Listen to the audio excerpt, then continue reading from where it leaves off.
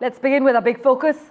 Ukrainian President Volodymyr Zelensky and European allies pressed Donald Trump on security guarantees for Kyiv as part of a peace deal with Russia. But this landmark gathering at the White House was far warmer than the last time Zelensky visited Washington and clashed with Donald Trump. Both men, though, expressed hope for three-way talks with Putin aimed at ending the war, though fraught issues like territorial lines and the presence of NATO troops in Ukraine could pose hurdles to peace. But even as the European leaders heaped praise on Trump and advocated for long-term support from Washington, the US president offered only vague signals over ensuring US guarantees for Kyiv's security and also dodged questions about what exactly a deal might look like. So while European leaders backed Trump's peace push, they made one thing clear. Peace starts with standing by Ukraine. Let's just listen in to Donald Trump and Zelensky's reactions. Thank you, President Trump. So, President Zelensky, you say in a post on X today, Russia must end this war, which it itself started. President Trump, you say President Zelensky of Ukraine can end the war with Russia almost immediately if he wants to. Which is it?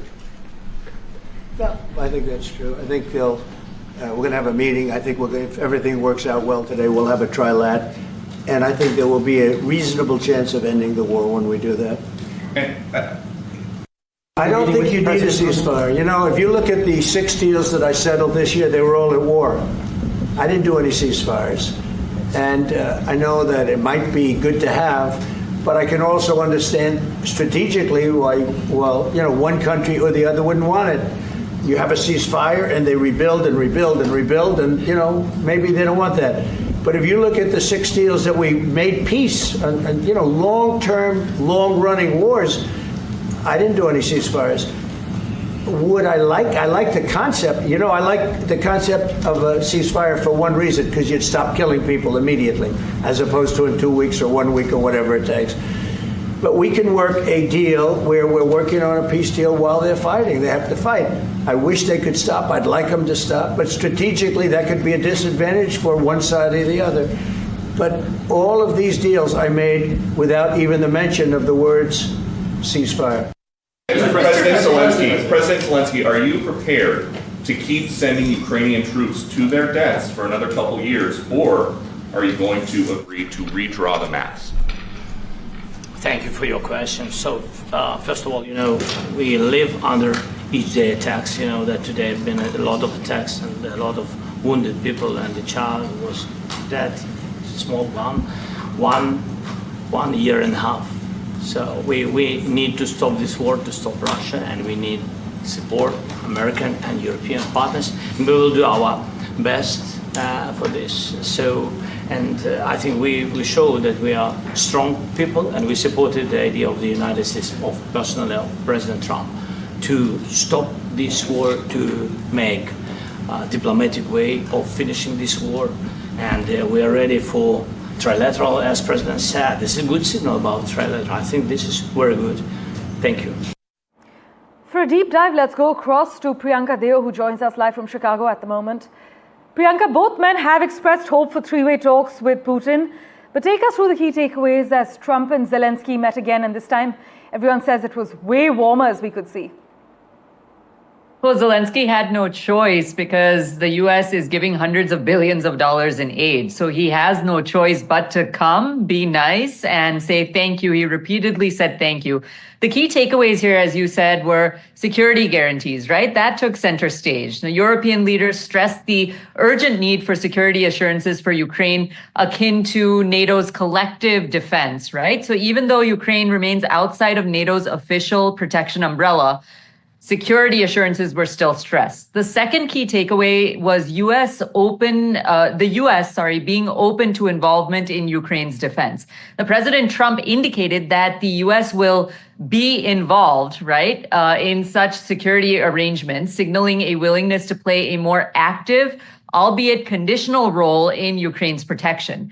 The third key takeaway is diplomatic momentum for peace, which has now elevated. Now, this meeting reflected a renewed momentum.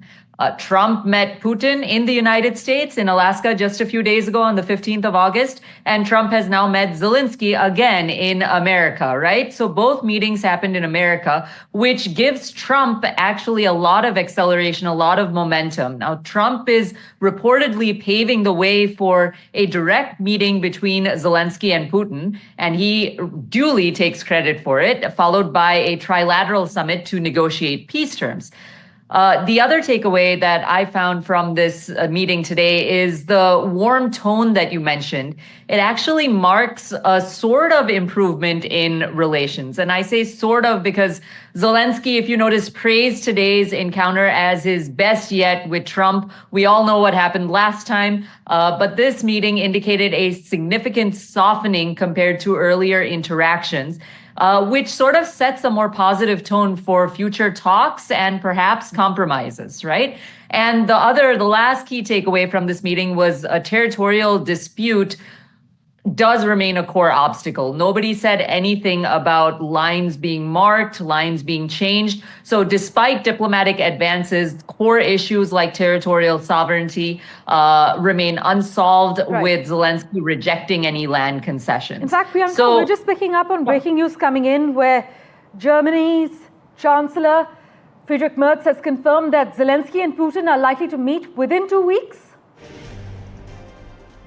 If he's confirmed that, it's not reached the United States yet. Right. Trump has not tweeted about it yet, or Trump hasn't put it on his Truth Social just yet. But if they do meet, what it actually means is that the U.S., even if the two meet, the U.S. is still in a position to position itself. Trump is in a position to position himself as a mediator, willing to engage deeply in Ukraine's security, but without the NATO commitment, right? And it's in a good position because Trump and Zelensky met, Trump and Putin also met. The meeting also sets stage, if they do meet, the meeting sets stage for high stakes diplomacy with potential peace talks involving both Putin and Zelensky, but under US auspices, even if they meet independently at this point. So while the atmosphere has warmed, the fundamental challenges of territorial integrity and credible defense guarantees is why you need the US there, right? It still stands unresolved. And I doubt that Putin and Zelensky, if they meet together, will be able to solve it. They haven't so far.